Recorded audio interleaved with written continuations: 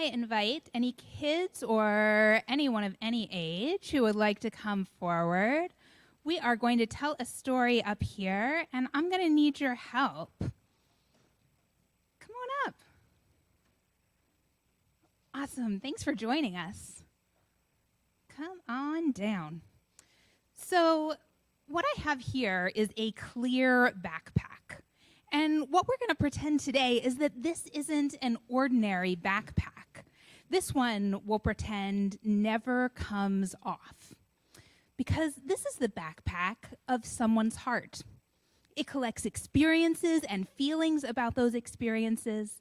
It collects words and feelings about those words. The backpack of our heart collects all the feelings of our memories. Sometimes the heart can remember how something felt, even when the brain can't remember all the details. At one point, that heart hadn't known much of anything. It was just there, waiting to give and receive love. I think that's kind of when it's empty, like it is now. Some of the memories the heart collected were feathers.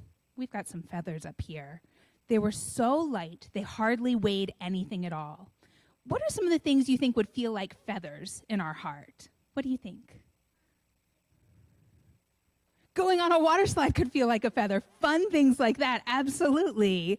What else could feel like a feather in your heart? Yeah. Water could feel like a feather, absolutely. Fun things can feel like feathers. How about if people say nice things to us or people say things that help us to feel good? Would those be feathers? Yeah, absolutely.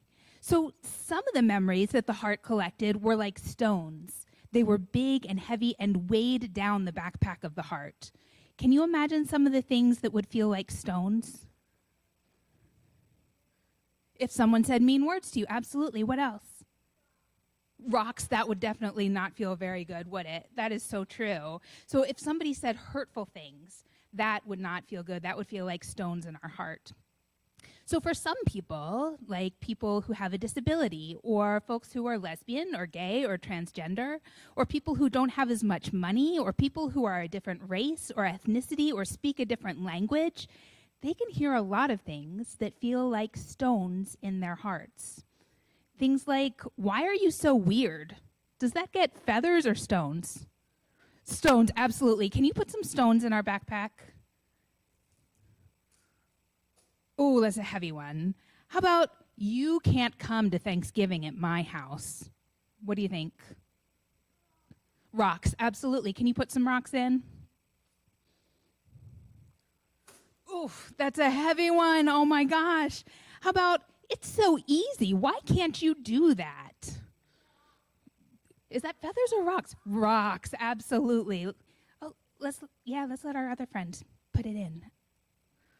Oh my gosh, this is getting so heavy. So there are other things that can feel like stones too. Like if somebody shares their pronouns or the name that they want to use and people use the wrong one just to be hurtful. Or when people act scared of a person just because of how they look. Can you put our last bag of stones in here? Oh, we've got 2 more. Yeah, definitely put them both in.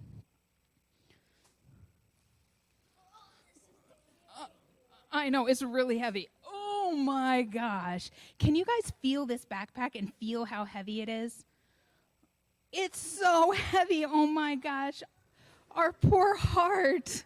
So I could go on with other things, but we're going to just know that there are lots of things that can happen that would feel very heavy.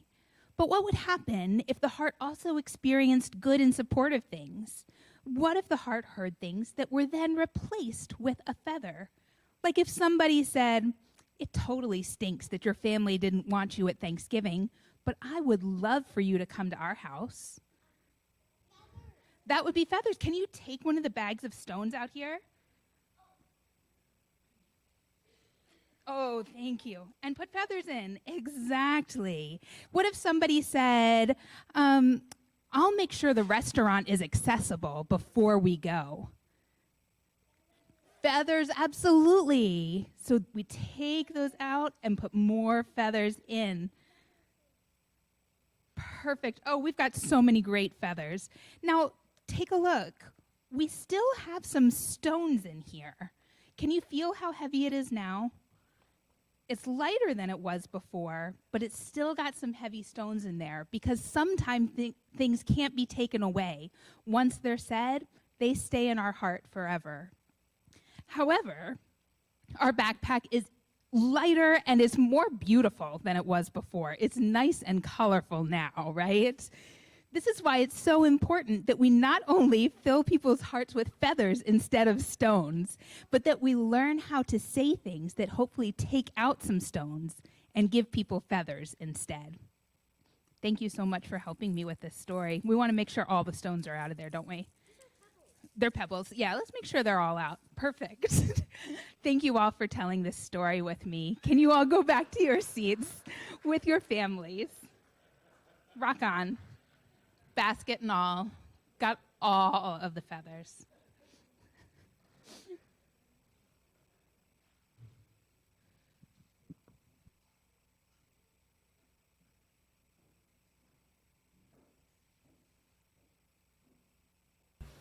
I'm pretty sure I'm covered in feathers now. We take time during our service to light our candles of community, peace, and justice. We light our red candle to signify our interconnection. We know that what happens to one of us happens to us all.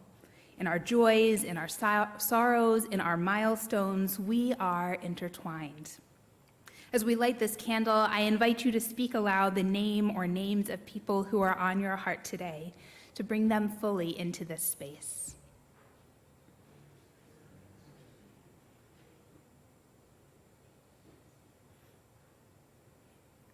We light our blue candle of peace for all the people around the world living with the threat of violence. This week, we hold those in Louisville, Kentucky in our hearts, particularly the 6 people killed and 9 injured in the shooting in the bank. And we light our yellow candle of justice. In Florida, the civil rights organization Equality Florida, as well as the NAACP, have issued a travel advisory warning people who may be traveling or relocating to Florida of the dangers in the state. Due to the passage of laws that are hostile to the Black and LGBTQ+ community, the repeal of gun safety laws, the restriction of reproductive health care, these organizations deemed this state unsafe for many. We pray that all people everywhere live their lives in freedom, and each of us may do our part in the work for justice and liberation for all. As we recommit ourselves to the work of love and justice, may we each voice this commitment by saying amen. Will you join me in a moment of prayer?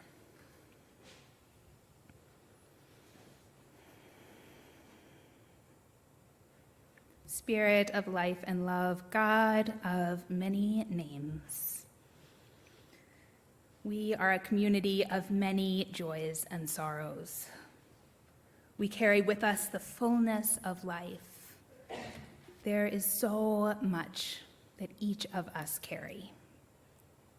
Concern for family members, concern for ourselves. We carry grief and loss. We hold fear of the future and fear about the present.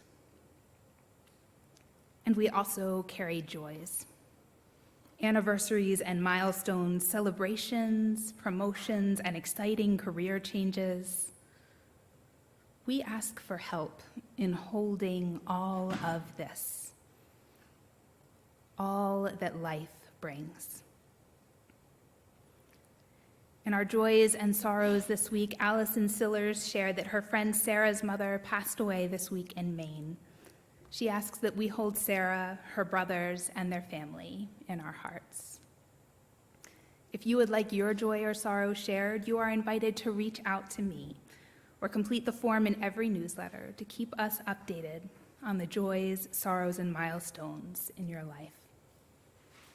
If you have a joy or a sorrow you would like to honor this morning through lighting a silent candle, you are invited to come forward now.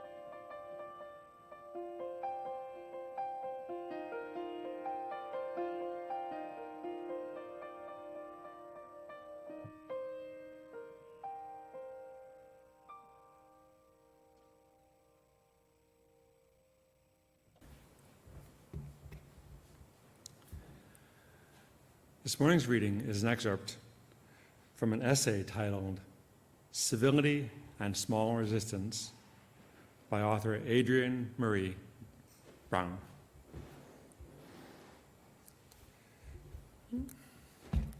Small resistance historically has looked like a wrench in the gears, a slowing things down, a rancid ingredient in the master's food, enslaved people teaching each other to read and write, letting a fugitive sleep in your basement, learning how to give each other reproductive care, slipping each other cannabis for medicine. Small resistance these days looks like turning people who are supporting and promoting racist, transphobic, and inhumane policies away from your door. It looks like stopping next to police cars that have pulled people over and watching or filming them until the person stopped is allowed to leave. It looks like naming isms and phobias in real time and learning together. It looks like local and direct actions at the homes of Congresspeople who make decisions that harm humans or the planet. The forces we are up against are so massive that it can be overwhelming to contemplate getting to freedom,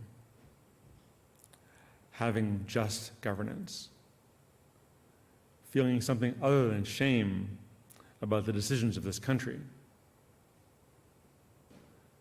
But each of us has the power every day to disrupt the normalization of violence and othering, to hold out for higher standards of humanity.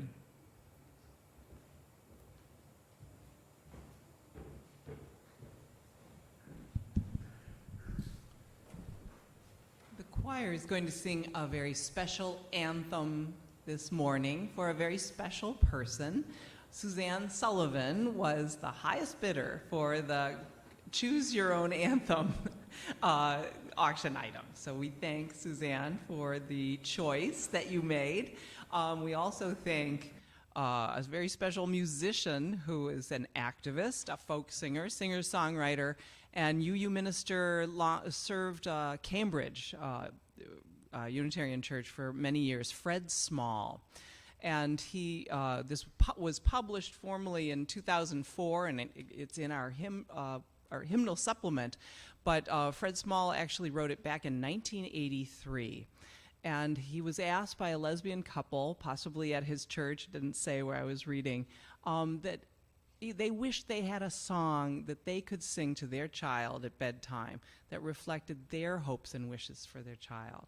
So we're going to sing Everything Possible.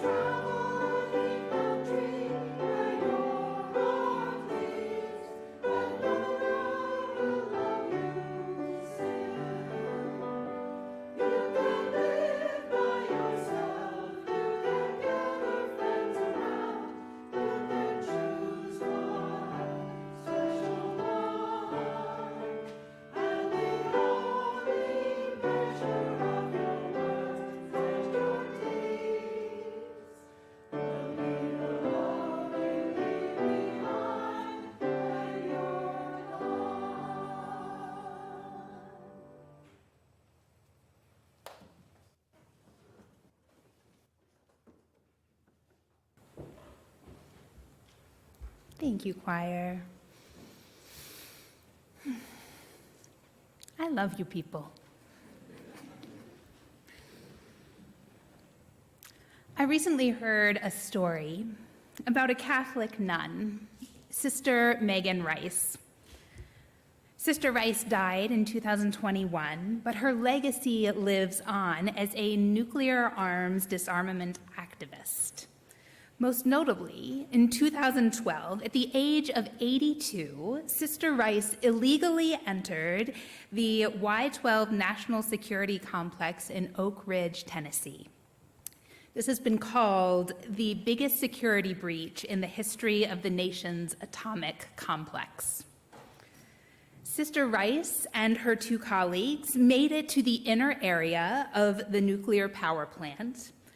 Over her life, she was arrested over 50 times and imprisoned multiple times, including after this incident. But after being arrested at age 82, she stated that her only regret was that she hadn't done this 70 years ago. Sister Rice described her actions not as civil disobedience, but as divine obedience. Through her civil disobedience, Sister Rice was living her faith. She was living her life such that her actions aligned radically with her values rather than that of any law or social norms. Divine obedience. While I imagine many of us would struggle with the idea of divine obedience to a supreme being or a higher power, I do love the idea of divine obedience being what we do when we align our actions with our values. Divine obedience, not as obedience to a God, but divine obedience as acting in ways we know to be right. I think about that bumper sticker that says, "It is no measure of health to be well adjusted to a sick society." Divine obedience, perhaps, is listening to and following the North Star that guides us in our maladjustment, that guides us in saying no. Divine obedience is the thing that urges us to say, "This is not who I am."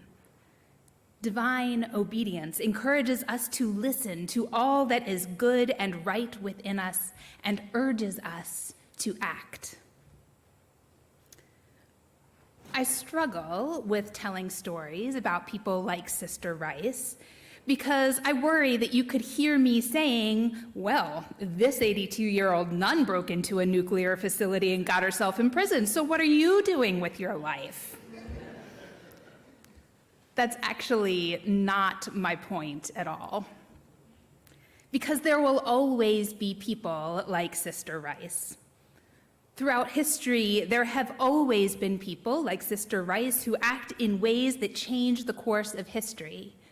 People who sit in trees as they are cut down, people who are imprisoned as they defend what they believe in, people who create national and global movements.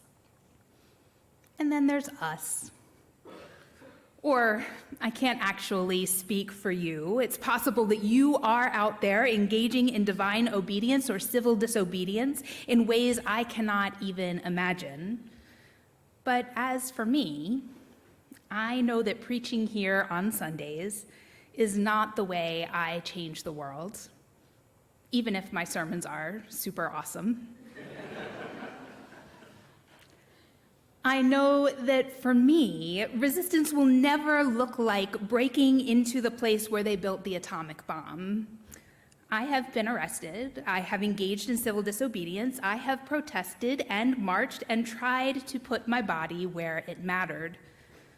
But the resistance that really mattered for me, the acts of resistance that really changed me, have not been those grandiose acts of civil disobedience as defined by the law.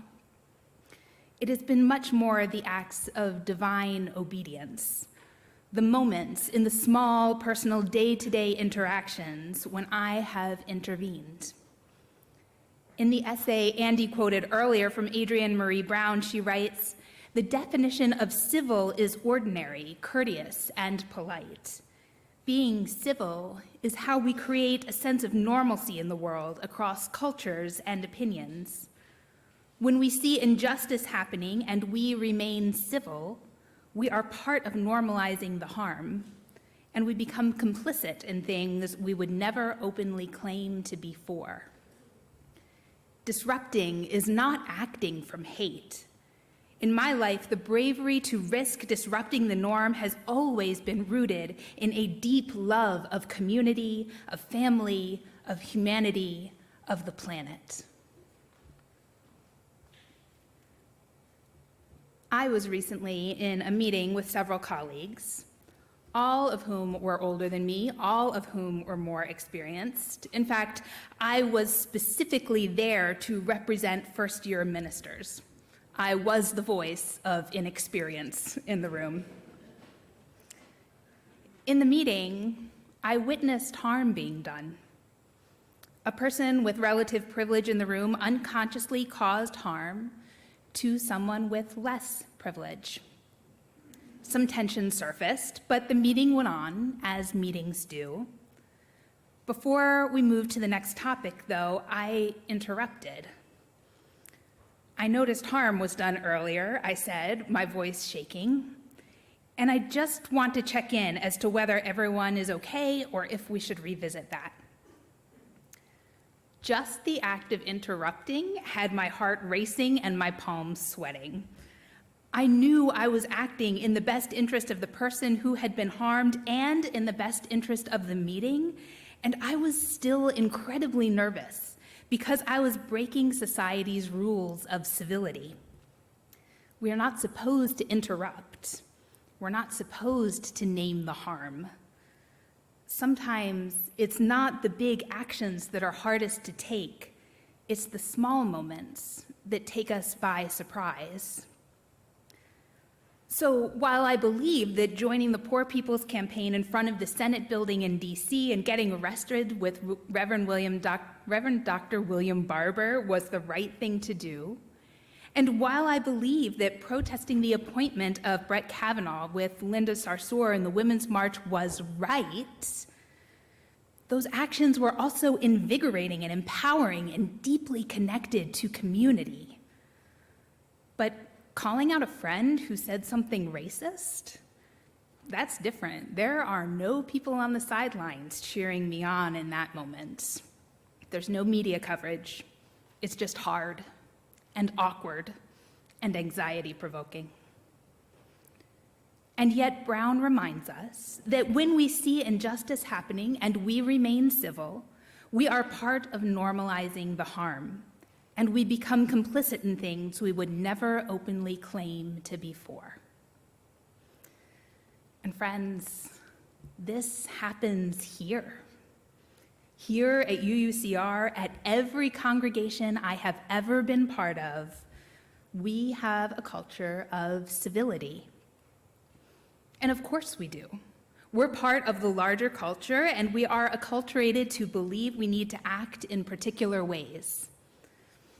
We are against sexism, and yet I have seen the ways sexism is upheld subtly in this community, and I've heard from several of you about harm that has been done, jokes that have been made, ways you have been unheard. We strive to be anti-racist, and yet members question our Black Lives Matter banner.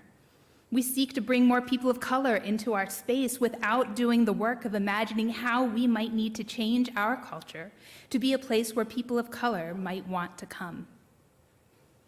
We are against classism, and yet I hear comments about how everyone can afford to buy something from the soiree because it is only a particular amount of money, forgetting that for some of us, there is no only. We are against ableism, and yet we struggle in our accessibility. We make assumptions about who people are and what they are capable of based on how they look. And idealist churches, indeed, all of our religious institutions, all of our institutions struggle with this. And And yet, as Unitarian Universalists, we are called to the practice of divine obedience, the practice of living so our actions are in line with our values. Of all the places we frequent, church is the place where we can try to live this fully. So I'm going to ask you to practice. I hate a role play, and I am going to ask you to practice. If someone unintentionally says something harmful, my favorite thing to say is, oops. Can you say that with me? Oops. And then we move forward to a brief statement of what just happened. Oops, I'm worried about how that comment landed for so-and-so. So-and-so, are you okay? Oops, that's not a word we use anymore. We use this other word instead. Another favorite is asking people to explain what they are saying. I don't know what you mean. Can you explain? Will you repeat after me? I don't know what you mean. Will you explain? So often, those of us in a position of relative privilege make comments unaware of how they land. We're not trying to be harmful, and we often don't even truly hear what we're saying. Asking someone to explain what they mean encourages them to reflect on their own words, often truly hearing what they're saying for the first time.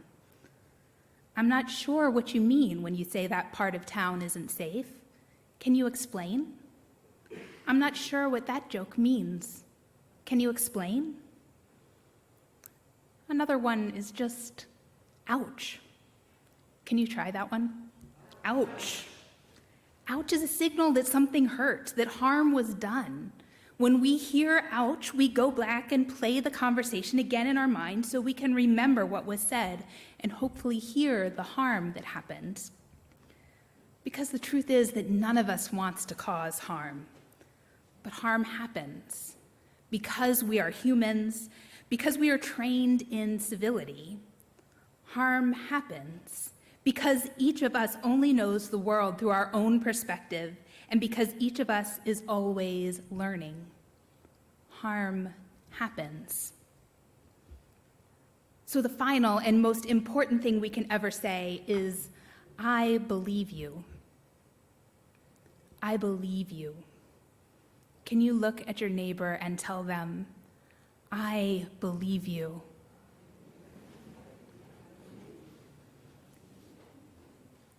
That comment was harmful. I may not understand why, but I believe you. I said something insulting. I can't quite tell what it was yet, but I believe you.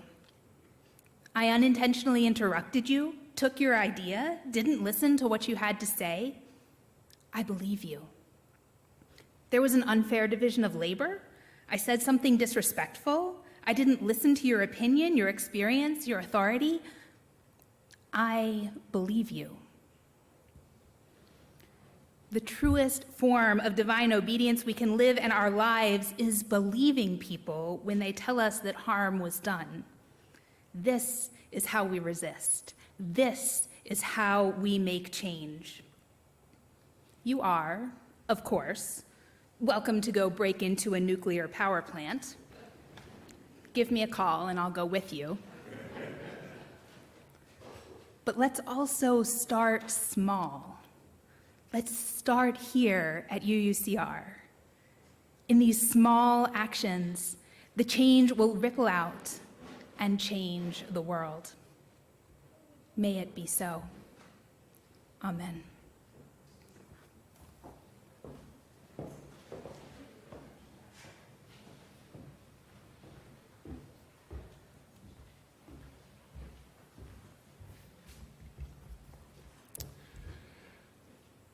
Each Sunday, UUCR gives away half the money received in the collection plate to a nonprofit organization that shares our UU values.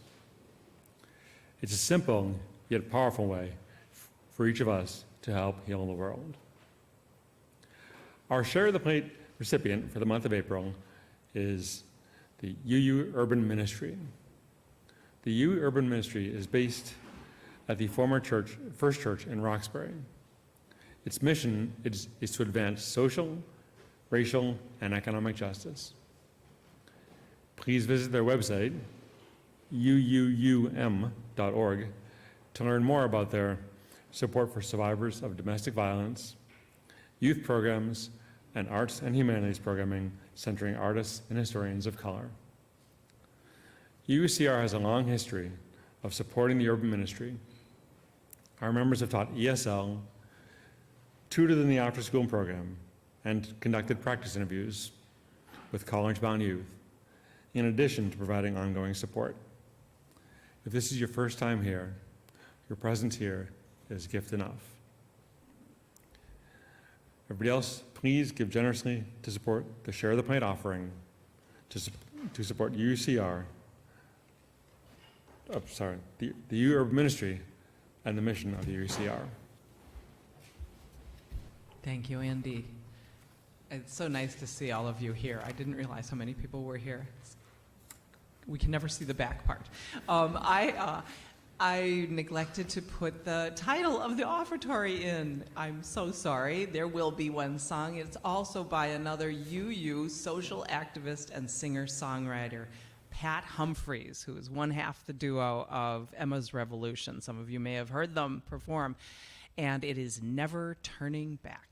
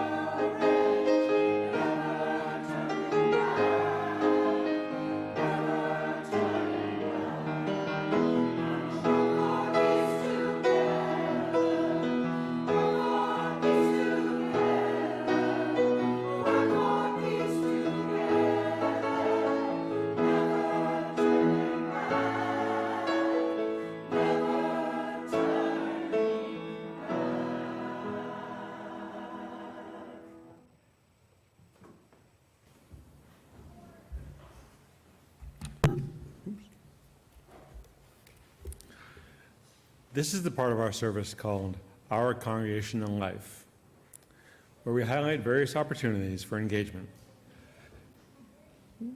centered in our UU mission to nurture and explore individual spirituality, build a committed and loving community, and to help heal the world. This week in Our Congregational Life, we offer an invitation to participate in our weekly Buddhist meditation group on Monday evening, either in person or via Zoom. Then this Thursday, our friends at the UU Urban Ministry invite us to their Zoom community conversation from 6 to 7 p.m. The talk, called A New Path to Closing the Racial Wealth Gap, examines the social and geographic implications of structural poverty and racial formations. You can find the link in our newsletter and under church news and group messages. Our More Than Words book drive kicks off this Saturday, April 22nd, Earth Day. A great day to recycle your items. More Than Words will gladly accept our donations of gently used books and other media sources. You can find donation guidelines in the newsletter, as well as specific dates, times, and location. If you have specific questions, please reach out to Ann Mark, our sole and dedicated volunteer making this all possible. Start organizing your books to donate now. Okay, I've got some. Finally, look at the newsletter for information for our Spring Fling yard sale that will take place on Saturday, May 13th this year. Contact Martha Moore with questions. Today is the final day for all City Reach donations. Please connect with Will White or Reverend Laura if you have questions. Our friends online are invited to join today's Zoom social hour hosted by Tom Model. Thank you, Tom. And thank you all for being a vital part of our congregational life. Now, please rise in body or spirit as you're able and join us in our closing hymn, number 1015 in the teal hymnal, I Know I Can. We'll be singing verses 1, 2, and 4.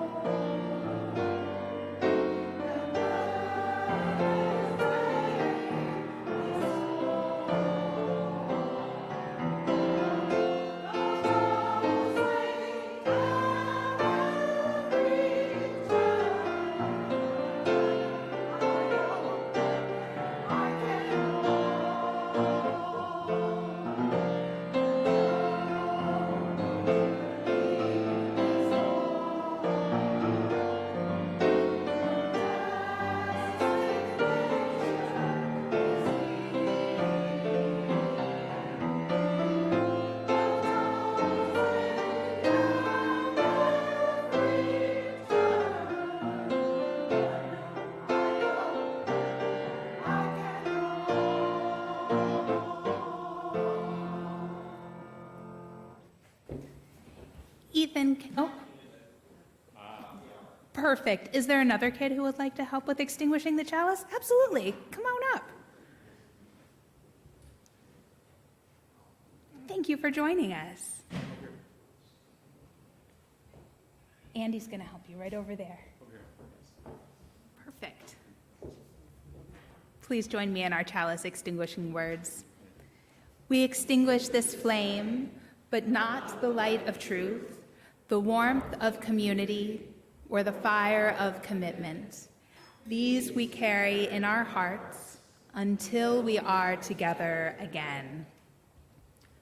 Oops. Ouch.